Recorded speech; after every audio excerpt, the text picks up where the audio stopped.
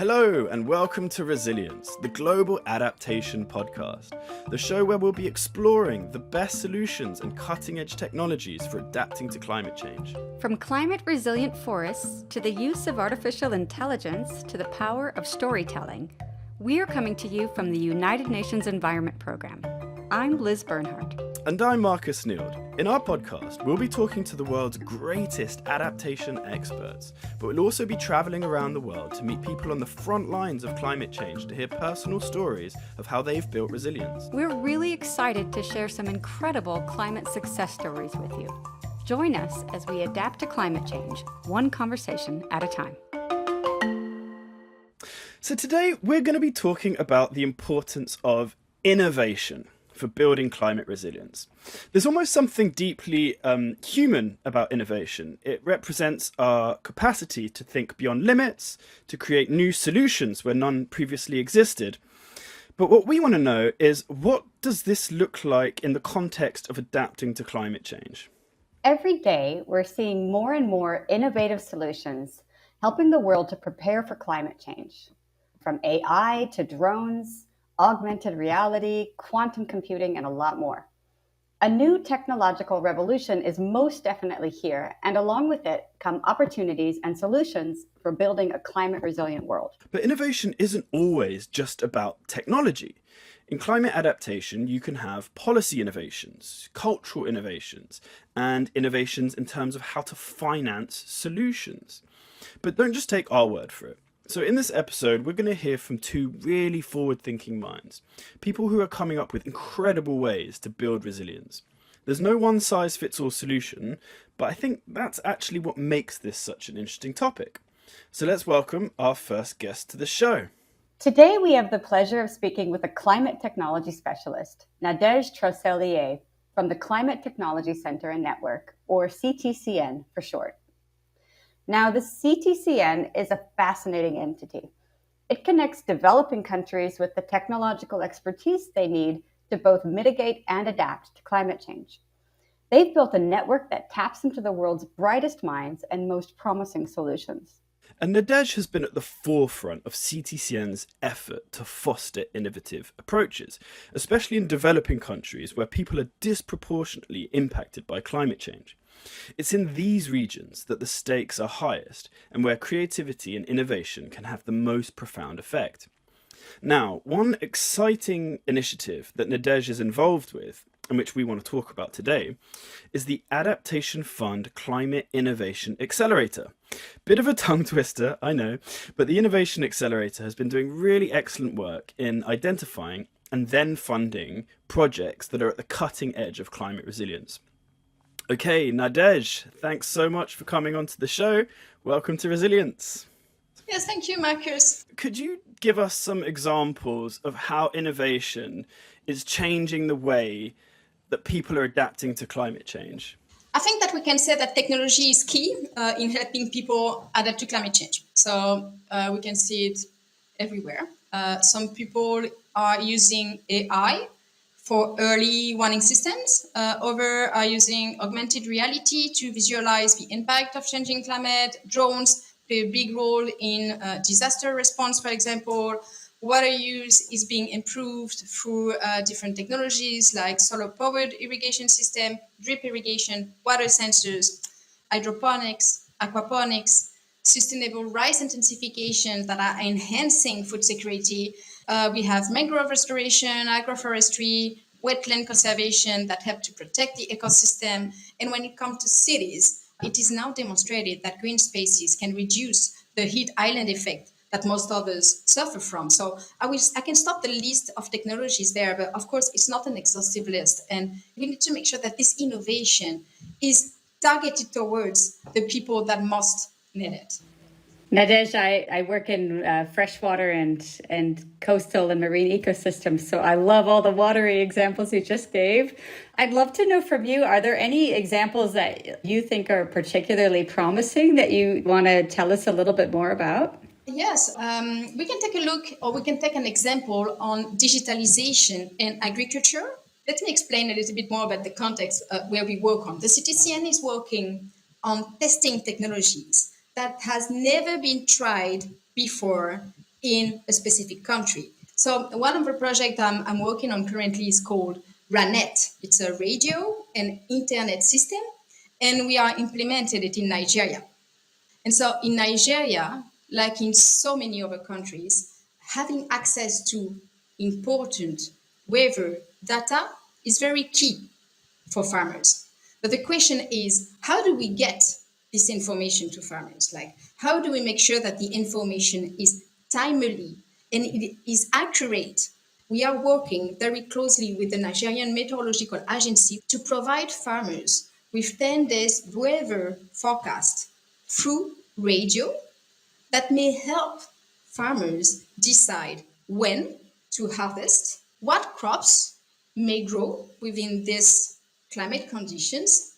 And radio is accessible to most of the people in remote areas. Well, Nadege, thanks so much. What I'd like to ask you about is, considering there's so much innovation happening, what are the best strategies, do you think, for actually getting funding and investment for these innovative adaptation projects?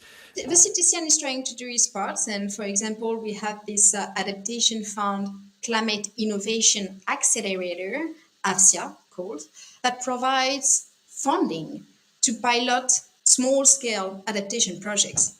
And if a pilot is successful, we hope that we are laying the groundwork for attracting private sector investment and then scale up these initiatives. This is unique in the sense that it's taking a huge risk with investing in very small scale innovative projects in sometimes very difficult developing countries to demonstrate that it can work.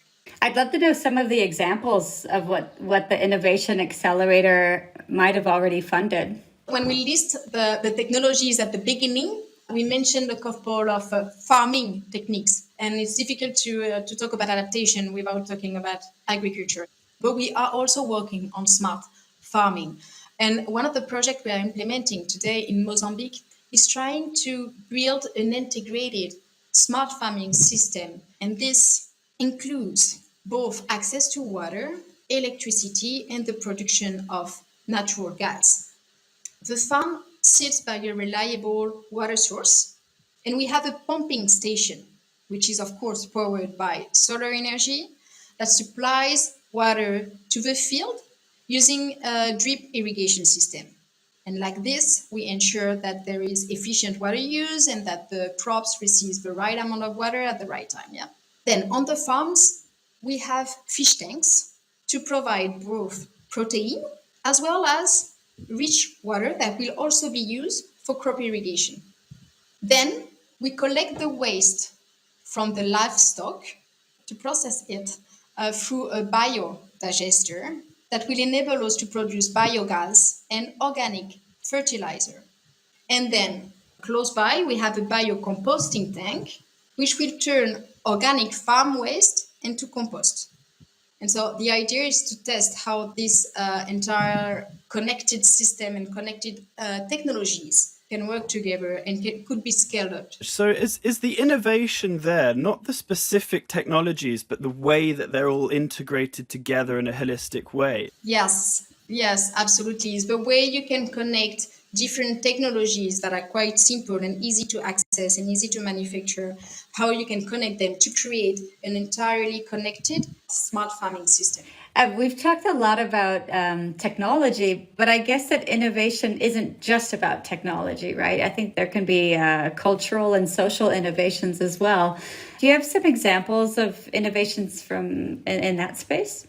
Yes, so we have already talked very briefly about indigenous technologies, and of course we are trying always to link cultural, social innovation with the technology that we are implementing.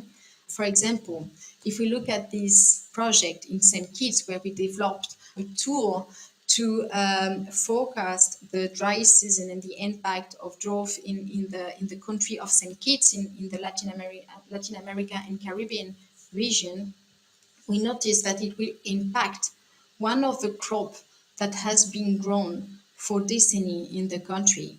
And we realized that because of the change of climate, because of the rain disappearing, because of the season changing, the country might need to adapt this crop if they wanted to continue with this crop. So we are working with communities in order to understand how could this crop be replaced, or how could this crop be strengthened in order to face the changes in climate.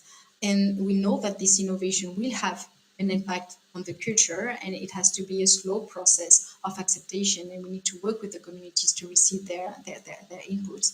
And of course, gender is also a very important part of our work. In Africa, women are extremely involved, and most of the time are the one in charge of agricultural practices. So we are working a lot with women in the acceptance of the technologies and the piloting of the technologies. We want to make sure that they can handle the technology by themselves, that the technology is correctly designed for women. So we are we are trying to, when we implement technical assistance, all the aspect about gender, the aspect of youth as well, is something that we request as a mandatory requirement. So as part of the feasibility analysis at the top, they need to also include a gender assessment, they need to include a youth assessment, and if it is something that will impact indigenous people, they also need to analyze what will be the impact and how we can move forward to ensure that this is accepted by the communities. That's fascinating. Yeah, I think absolutely. I mean, touching on issues of diets and food and culture, those things are, often so intertwined, right, in the history of a place, and the comfort foods and how families come together, right? So to change those kinds of aspects, I think, is incredibly important. But those countries, like you said, might have to change if the climate changes, and you can no longer grow the food that you've always grown. You have to adjust and find new traditions, right? Or combine those traditions. So it's an amazing example. Thank you so much, Nadege. It's been, for me, I've really learned a lot in the conversation with you.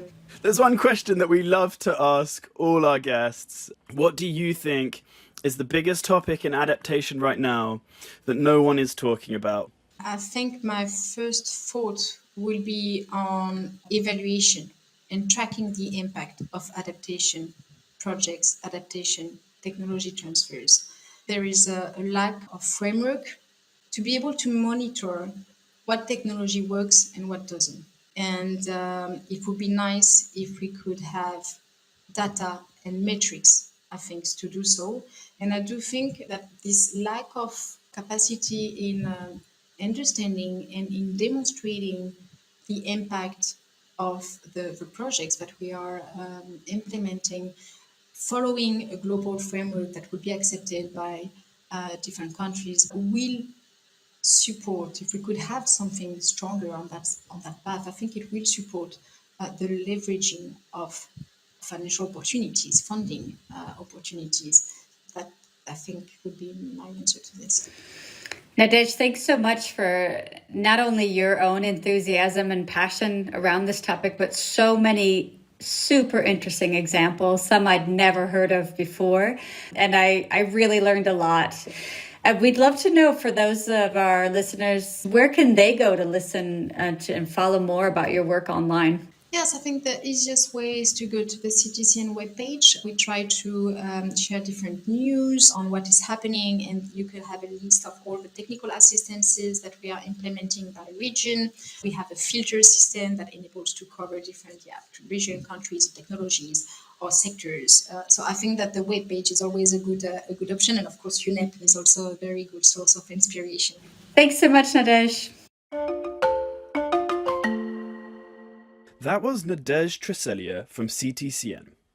So building on what we've just heard, let's get a bit deeper and more specific into one of the innovations that's been funded by the Adaptation Fund's Climate Innovation Accelerator.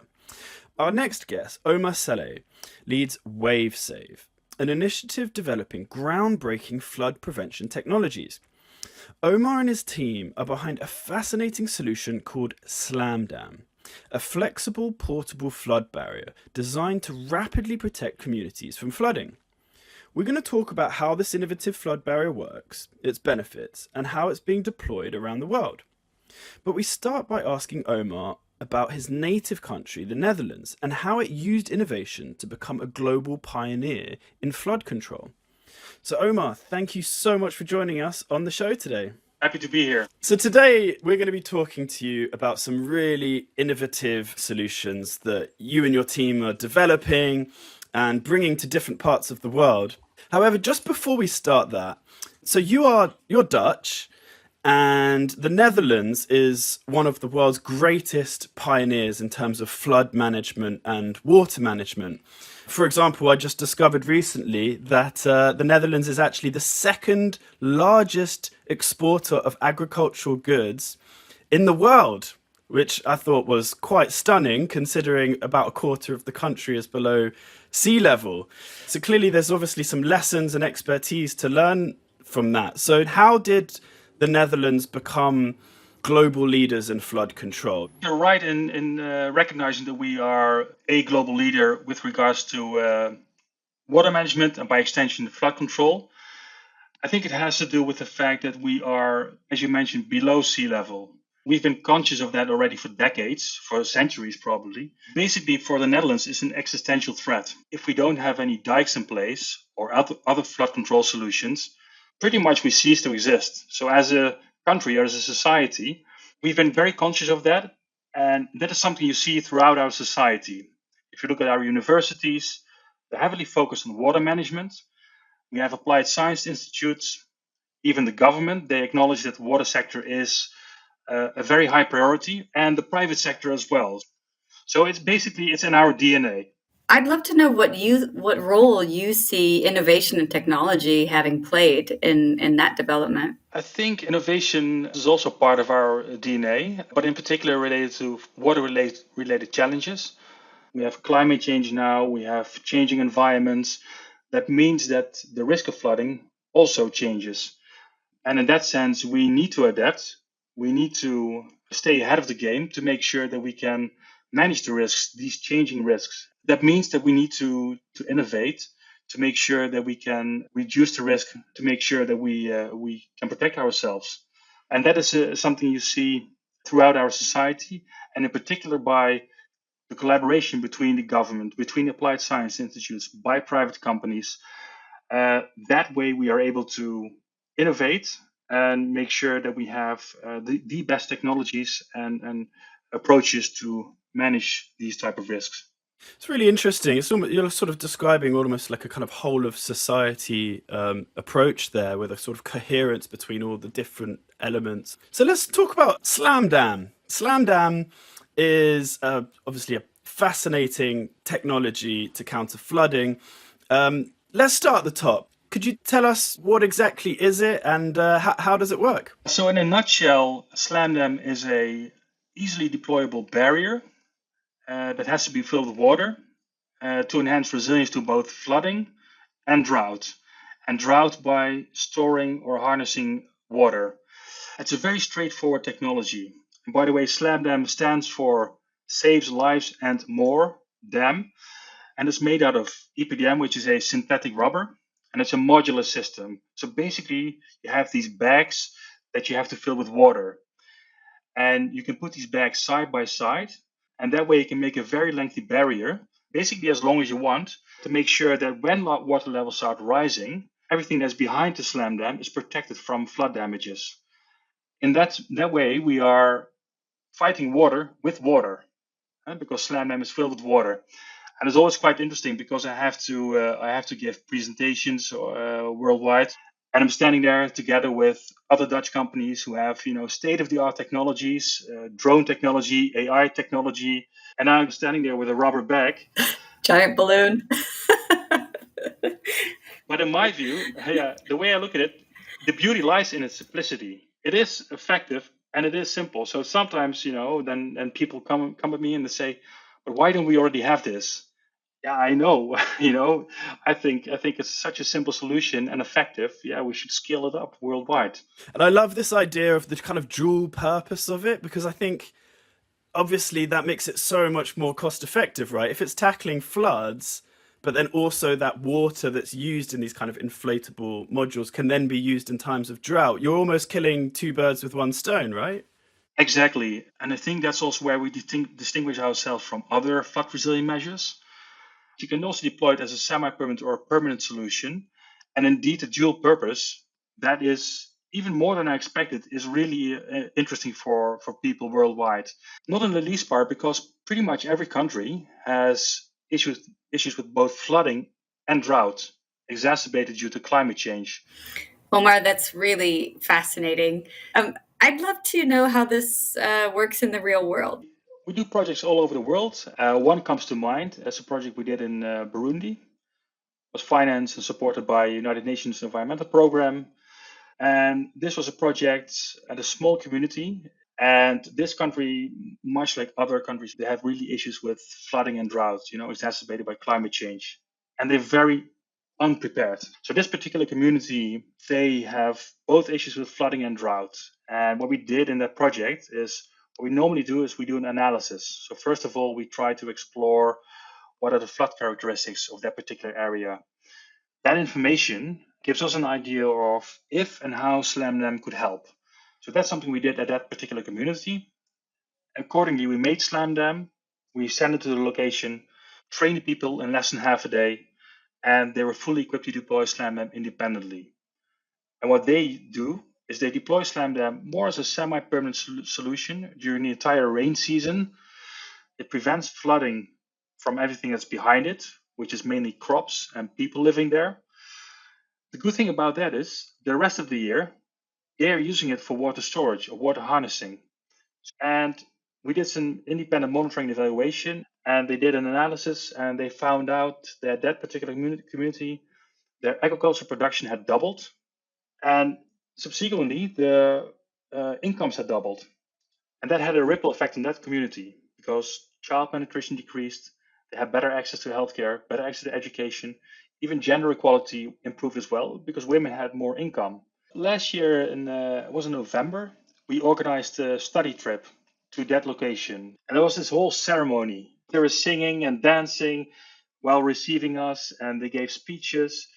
You had community leaders, you had women, and they each gave their own speech about how SLAMDAM impacted them and how it impacted their lives.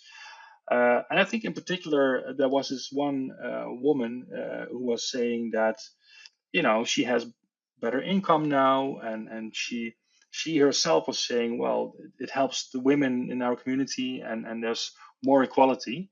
Yeah, it was really, touching. Really nice. Yeah, absolutely fascinating. But it also shows, I think, some of the most effective solutions are low cost solutions. Not everything, has to be kind of state of the arts, and especially in a place like Burundi. So I'd like to talk a little bit about how the initiative was sort of supported, because generally in the world of, adaptation, innovation, the key, as we know, is taking successful technologies and then scaling them. And so I understand that you received funding from the Adaptation Fund Climate Innovation Accelerator. So can I just ask, what was your experience with the fund, applying to the fund? Was it easy? And is it something that you'd recommend to other adaptation innovators?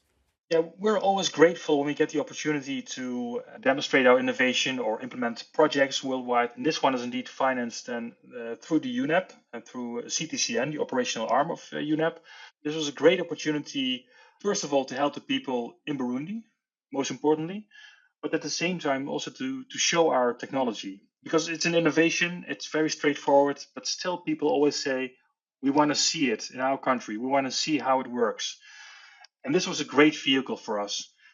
I think if we didn't have that, then we couldn't have implemented that project because there's a lack of funding in Burundi. So the resources are needed if you want to do an initial project, if we want to do a pilot project, especially in those kind of countries. So this vehicle was amazing for us. So it's quite good, quite straightforward. We had to make a proposal. We had several meetings. It didn't take that long. And we were guided very well by the people from UNEP, from CTCN. So, Omar, it sounds like the technology is there, the innovations are there. We really need to help it scale up, right? The funding, the processes, that has to move a lot faster to scale it up, to really address the scale of the problem that we're already facing. So I really I've enjoyed speaking with you on the show. And there's one thing that we ask all of our guests as one of our last questions, and that is, how can our listeners find out about your work? Where can they go? We are repositioning ourselves, and we have a new company called WaveSafe, wwavesafe.com. So feel free to reach out, visit our website. Excellent. Thanks so much, Omar. And also, yeah, big shout out to our colleagues at UNEP CTCN as well for the brilliant work that they've been doing with the Adaptation Fund Climate Innovation Accelerator. It's been fascinating. I feel like I've learned so much from you. I'd love to continue the conversation, but thank you so much, Omar. Thank you. Thank you for having me. Really appreciate it, and I enjoyed it very much. Very good. So today we have heard a lot about the power of innovation, ranging from technological solutions to green solutions, from high tech to low tech. We've heard about innovations in agriculture, in water use. We've heard about how more traditional technologies can be connected together in new and innovative ways. We've heard some more detailed examples with SLAMDAM, the inflatable and portable dam. And we answered a question I've had ever since I entered the adaptation world, which is how the Netherlands became pioneers in flood control. Not, it turns out, despite being 25% under sea level, but rather because so much of it is under sea level. So, final thoughts. I really want to share more on what UNEP is doing on innovation for climate change, especially if you want to get more involved in the topic. First of all, there's another really important fund that we should mention, which is called the Global Fund for Ecosystem-Based Adaptation. It's funded by the German government and provides finance, small grants, to support innovative approaches to ecosystem-based adaptation. That's basically the use of nature for adapting to climate change. So a classic example is using mangrove forests as a natural seawall. If you're involved in a project that's using nature and ecosystem services to build climate resilience, then check out the fund. You'll find the link in the show notes. Very nice. And I guess we should also definitely mention the UN Climate Change Global Innovation Hub. I know, more tongue twisters. It serves as a meeting point for innovators, businesses, investors, and policymakers who are also working on innovative solutions to address the global climate crisis. We'll also put a link to that as well in the show notes. Thanks so much, everyone. Join us next time as we adapt to climate change, one conversation at a time. This show is sponsored by the Japanese Ministry of the Environment. Richard Myron is the producer, and this has been an Earshot Strategies production.